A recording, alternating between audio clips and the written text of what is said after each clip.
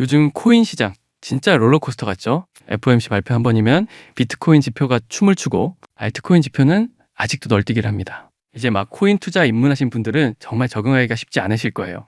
하지만 이런 때 제대로 된 마음가짐 없이 하락장에 들어가면 어느 순간 내 재산이 통째로 사라져 있을 겁니다. 왜 그럴까요? 제가 지난 7년 동안 코인 투자를 하며 정말 다양한 사람들을 봤는데 하락장이 올 때 한 번에 모든 걸 잃는 공통점들이 있더라고요. 오늘은 그 경험을 토대로 하락장에서 초보 코인 투자자가 절대 하면 안 되는 것들을 정리해 드리려고 합니다. 바로 시작하겠습니다.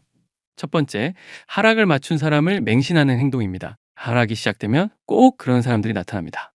이번 폭락을 정확히 예측했다면서 숏으로 큰 돈을 벌었다고 자랑하는 분들 있죠. 의지할 곳이 필요한 하락장에서 그런 콘텐츠를 보면 정말 혹하게 됩니다. 남들은 손실인데 혼자만 수익인 것처럼 보이니? 그래, 저 사람 말 한번 따라가 볼까? 라는 생각이 들죠. 뭐 좀 민망하지만 예전에 제가 그랬습니다. 2018년에 한 커뮤니티에서 비트코인이 300만 원까지 내려갈 거라고 주장하던 사람이 있었어요. 그때 비트코인 가격이 한 2천만 원 중반대까지 올라 있었을 겁니다. 그리고 시간이 흐르니 정말 그 말이 맞아떨어졌죠. 실제로 이후 300만 원 부근까지 빠졌습니다. 그러자 커뮤니티 사람들 모두가 그분을 거의 신앙처럼 여기며 모든 전망을 따라하기 시작했어요. 그런데 시간이 흐른 뒤 결과는 어땠을까요? 이후 한두 번은 적중했지만 정작 중요한 예측들은 대부분 빗나갔고 결국 큰 손실로 이어졌습니다. 내 기준 없이 남의 말만 듣고 투자한 게 치명적이었죠. 오늘 맞춘 사람이 내일은 틀릴 수 있고 어제 틀린 사람이 오늘은 맞출 수도 있는 게 이 시장입니다. 결국 시간이 걸리더라도 나만의 관점을 세우는 게 핵심입니다. 두 번째, 이 돈으로 뭐뭐를 살 수 있었는데 라는 후회입니다. 예를 들어 누군가가 이더리움에 500만 원을 넣었는데 그게 1천만 원까지 올랐다고 해보죠. 그리고 하락장을 만나 200만 원까지 내려왔다면 이런 생각이 들 겁니다. 아, 고점에 팔았으면 그 시기에 바꿨을 텐데. 아, 그때 팔았다면 그 돈으로 여행을 갔을 텐데 같은 생각이요.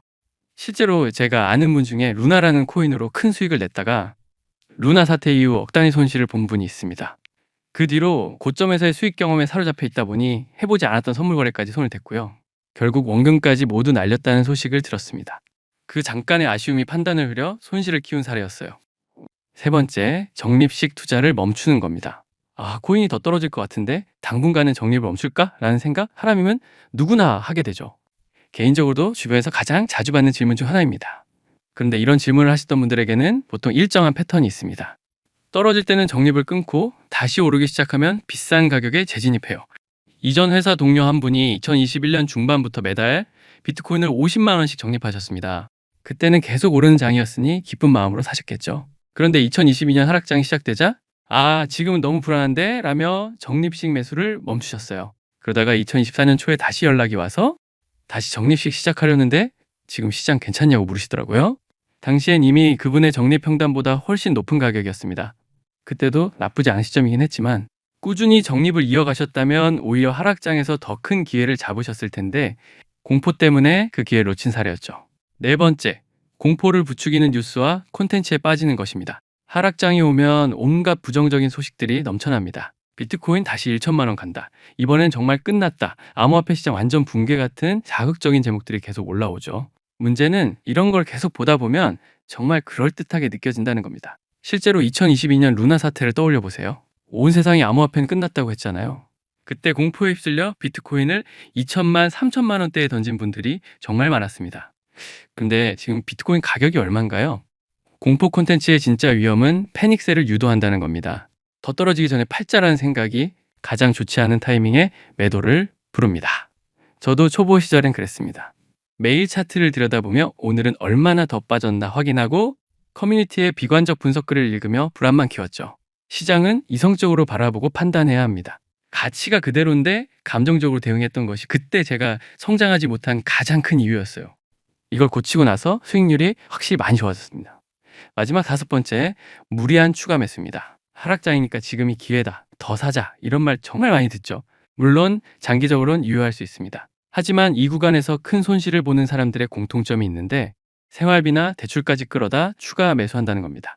잘 된 사례도 분명히 있지만 초보자에겐 전 재산을 잃는 지름길이기도 해요. 실제 예를 들면 2021년 말에 친한 동료가 보던 알트코인이 고점 대비 50% 내려왔다며 이건 진짜 기회다.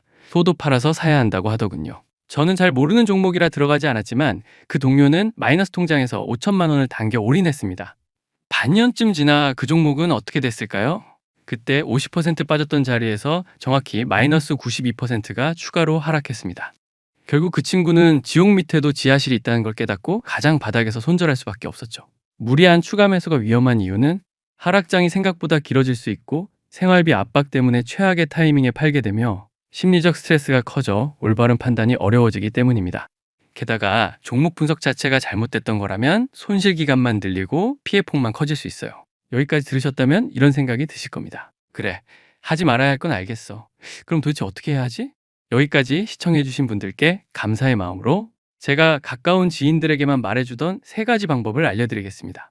네, 그 전에 제가 여러분들을 위해 한 가지 준비한 것이 있는데요. 지금 제 영상을 봐주시는 분들은 아마 대부분 코인 투자가 처음이거나 코인 투자를 한 지는 오래됐지만 자꾸 손실만 보시는 분들일 겁니다. 아쉽게도 이런 분들의 공통점은 본인만의 기준이 없거나 기준이 있어도 그 기준을 스스로 잘 지키지 못한다는 것인데요. 제가 이러한 시청자분들을 위해 이 공부용 코인을 하나 준비했습니다. 이 공부용 코인은 실제로 업비트와 빗썸뿐만 아니라 바이낸스나 바이비트 같은 세계적인 거래소에도 상장되어 있는 실제 코인인데요. 현재 차트의 자리와 수급 그리고 관련 이슈까지 모두 맞아떨어져서 조금씩 상승을 준비하고 있기 때문에 아직 어떤 코인이 오를 수 있는 코인인지 어떠한 기준이 있어야 오르는 코인에 들어갈 수 있는지 잘 모르시는 분들께는 정말 공부하기에 최고로 좋은 코인이라고 할 수 있습니다. 따라서 제가 지금부터 여러분들께 이 공부용 코인을 알려드릴 건데요.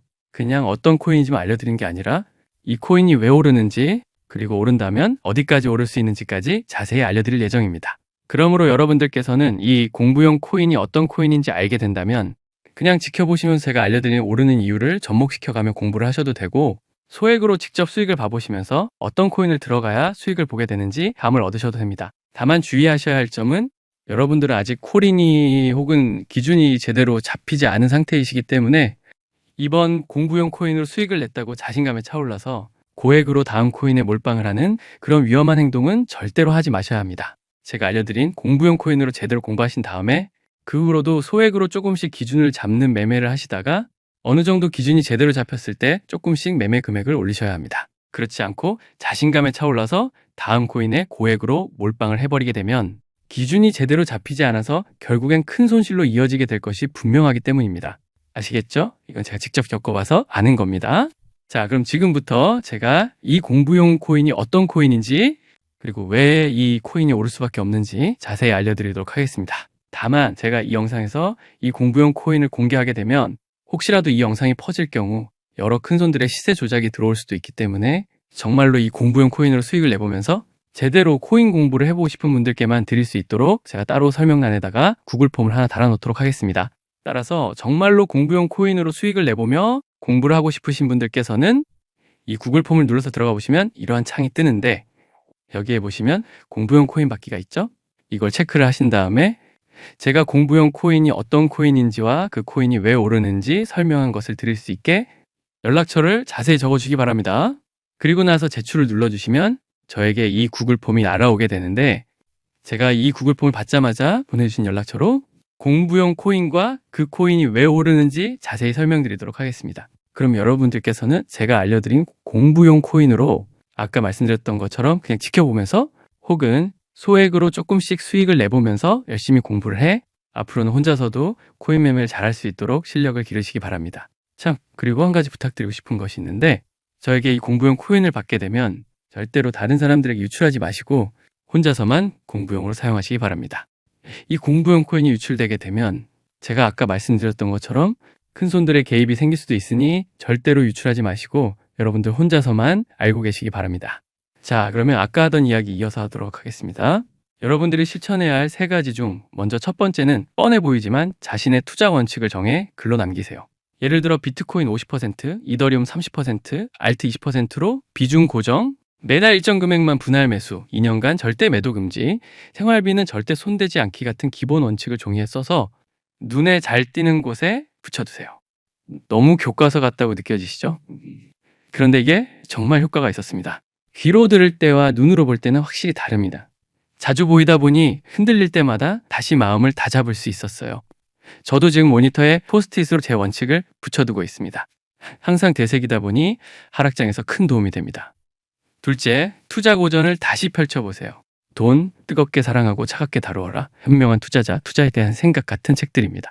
투자 대가들의 책이죠. 이 책들에서 공통으로 말하는 게 있습니다. 진짜 위험은 폭락 그 자체가 아니라 공포를 이기지 못해 스스로 던져버리는 행동이라고요. 하락장에 이런 책들을 다시 보면 마음을 다잡는데 큰 도움이 됩니다. 아, 이런 일은 과거에도 반복됐구나를 깨닫고 큰 그림을 보게 되죠. 특히 군중 심리에 관한 부분을 다시 읽어보세요. 왜 많은 사람들이 같은 실수를 반복하는지 이해가 됩니다. 셋째, 시야를 넓혀 장기 차트를 보세요. 하락장에 1시간, 4시간, 아니 1일 차트만 봐도 정신이 아찔합니다. 정말 하락장에서 더 크게 잃는 사람들의 공통점 중 하나가 단기 차트에만 매달린다는 거예요. 그러다 보면 하루에도 몇 번씩 고통을 겪습니다. 이렇게 되면 고통의 빈도만 늘어나요. 펀더멘털이 멀쩡한 종목임에도 하루에도 몇 번씩 손절할까라는 생각이 떠오릅니다. 이럴 때 1개월, 6개월, 1년 차트로 한번 시야를 넓혀보세요. 비트코인 1년 차트를 보면 어떤가요? 2018년 대폭락, 2020년 코로나 급락, 2022년 루나사 사태도 긴 흐름 속에선 작은 파도처럼 보이지 않나요? 길게 보면 지금의 하락은 수많은 파동 중 하나에 불과합니다. 5년 뒤 돌아보면 그때가 기회였네 라고 느끼실 겁니다. 지금까지의 내용을 잠깐 정리해볼까요? 하락장에선 하락을 맞췄다는 사람을 맹신하지 말 것. 이 돈으로 뭘 살 수 있었는데 같은 후회에 빠지지 말 것. 공포를 부추기는 뉴스와 콘텐츠에 매몰되지 말 것. 적립식 투자를 멈추지 말 것. 다만 그 전에 펀더멘털 점검은 반드시 하고 무리한 추가 매수는 피하면서 장기적 관점을 유지하기입니다. 제가 7년 동안 겪은 그 고통의 시간이 이런 원칙들을 깨닫게 해줬습니다. 덕분에 2020년, 2022년 하락장에서도 크게 흔들리지 않고 제 원칙을 지킬 수 있었고요. 하락장을 좋은 매수 기회로 삼을 수 있었습니다. 결국 하락장은 심리 싸움이더라고요. 기술적 분석도 중요하고 펀더멘털도 중요하지만 무엇보다 중요한 건 내 감정을 통제하는 일이었습니다. 보유 종목의 펀더멘털에 문제가 없다면 손실은 크게 보일지라도 장기적으로는 대수롭지 않을 수 있습니다. 하지만 이 시기에 전 재산을 잃어버리면 다시 일어설 기회 자체가 사라집니다. 그러니 가장 중요한 건 살아남는 것입니다. 이 영상을 올리는 지금은 시장 분위기가 꽤 좋습니다. 하지만 현명한 어부는 맑은 날 배를 손본다고 하죠. 하락장은 언젠가 다시 찾아옵니다. 앞으로 이 시장에서 살아남으려면 미리 대비해 둡시다.